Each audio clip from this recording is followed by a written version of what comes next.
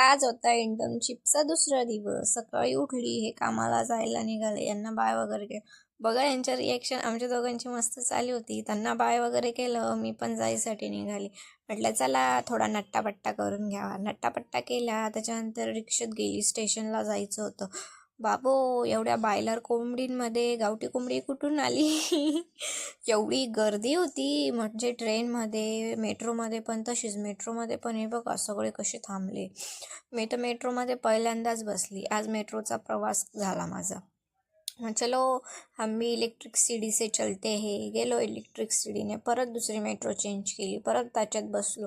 तिथे थोडी गर्दी कमी होती, थोडी शांतता होती. त्याच्यानंतर आम्ही कंपनीत गेलो. इथले अकाउंटंट खूप मस्त, खूप जास्त हुशार होते. त्याच्यानंतर परत मला सरांनी शिकवलं, थोडंफार एक्सपिरियन्स घेतला आणि परत निघालो बाबा लोकलने. बघा किती गर्दी आहे. घरी आली, माझ्या नवऱ्याने सगळा स्वयंपाक करून ठेवला होता. साधी खिचडी, त्याच्यानंतर मेथीची भाजी. मी घरी आल्यावर थोड्याशा 2 भाकरी केल्या, कारण की माझी सासूबाई गावाला गेली होती.